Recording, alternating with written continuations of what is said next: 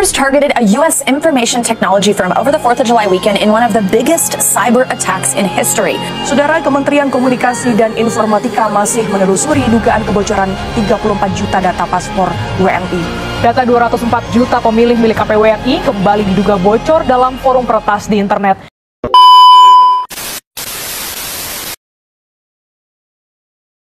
Assalamualaikum warahmatullahi wabarakatuh. Selamat pagi semuanya. Jadi pada video kali ini kami bakal ngejelasin mengenai cyber law. Tapi sebelum itu kami akan memperkenalkan diri kami terlebih dahulu. Pertama-tama nama saya Muhammad. Nama saya Jonjita. Nama saya Levani Rafaela Estela. Nama saya Dionysius. Nama saya Fili Laksmana. Baik, selamat menikmati teman-teman.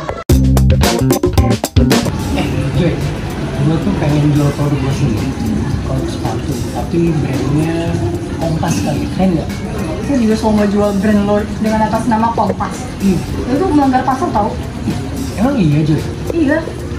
Yang gue baca kemarin ya, lo itu melanggar pasal 19 Undang-Undang Nomor 5 Tahun 1999 tentang larangan praktik monopoli dan persaingan usaha tidak sehat. Lo itu bisa dihukum minimal 1 tahun 4 bulan lah. Ini beneran ini? Iya, karena kegiatan yang lo mau lakuin tadi itu termasuk cyber law tau? Tapi cyber law itu sebenarnya apa sih, Joy? Teman-teman, cyber law yaitu hukum yang mengatur aktivitas di dunia maya atau kejahatan dunia maya melalui jaringan internet. Istilah cyber law telah membentuk rezim hukum baru di Indonesia, khususnya dalam kegiatan teknologi dan informasi. Rezim hukum cyber law di Indonesia ditandai dengan lahirnya Undang-Undang Nomor 11 Tahun 2008 tentang informasi dan transaksi elektronik yang diundangkan oleh Presiden Republik Indonesia pada tanggal 21 April 2008. Cyber law adalah aspek hukum yang istilahnya berasal dari cyberspace law yang ruang lingkupnya meliputi setiap aspek yang berhubungan dengan orang perorangan atau subjek hukum yang menggunakan dan memanfaatkan teknologi internet yang dimulai pada saat mulai online dan memasuki cyberspace atau dunia maya. Cyber law diperlukan karena kegiatan cyber dengan berbasis internet saat ini tidak bisa dibatasi oleh teritori negara dan dapat dilakukan dimanapun dan kapanpun. Meskipun alat buktinya berbentuk virtual dan bersifat elektronik, kegiatan cyber law adalah kegiatan virtual yang berdampak nyata. Joy, gue mau nanya deh. Bukannya kalau hukum itu pasti ada yang mendasarinya kan? Kayak misalkan asas-asasnya mungkin. Ya benar, tadi kayak kegiatan yang lo mau lakuin itu kan termasuk cyber law ya? Yeah. Jadi cyber law ini ada asas-asasnya juga. Kalau begitu emang asas-asasnya apa aja ini? Ada 6. Asas-asas cyber law itu ada 6, yaitu 1. Subjective territoriality. Dalam perspektif ini, hukum berlaku berdasarkan tempat cybercrime dilakukan dan penyelesaian tindak pidananya dilakukan di negara lain. Yang kedua, objective territoriality. Dalam perspektif ini, hukum berlaku berdasarkan di mana akibat utama kejahatan itu terjadi dan memberikan dampak yang sangat merugikan bagi negara yang bersangkutan. Yang ketiga, nationality. Dalam perspektif ini, negara mempunyai jurisdiksi untuk menentukan hukum berdasarkan kewarganegaraan pelaku. 4. Passive nationality yang menekankan jurisdiksi berdasarkan kewarganegaraan korban.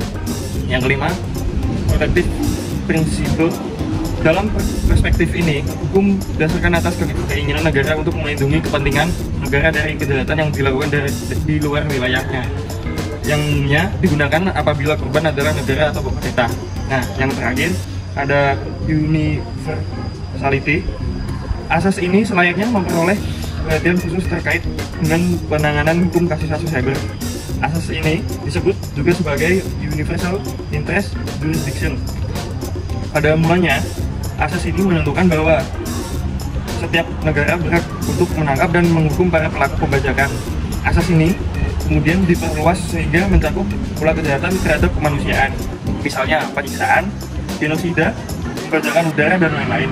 Meskipun di masa mendatang atas jurisdiksi universal ini mungkin dikembangkan. Nah, tadi kan udah asas hukumnya itu. Terus kira-kira sumber-sumber hukumnya apa aja? Jadi ada 2 sumbernya. Yang pertama itu konvensi internasional sama yang kedua itu hukum positif Indonesia. Oh gitu. Ya. Oke, jadi gini teman-teman. Dalam cybercrime ini sebenarnya sudah diatur dalam hukum internasional, yaitu dalam hukum publik internasional, dalam Convention on Cybercrime.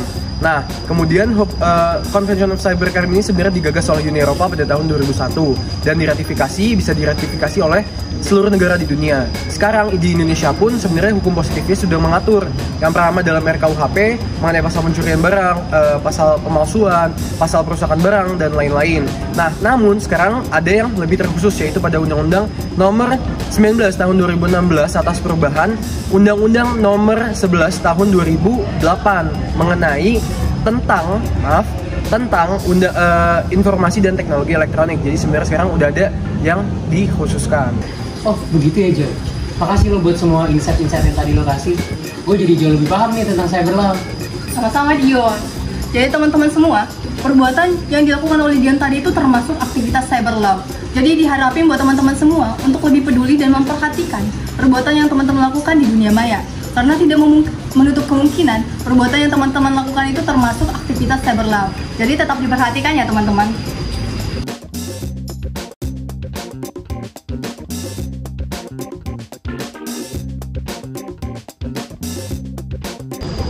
Sekian video dari kami, terima kasih sudah menyaksikan.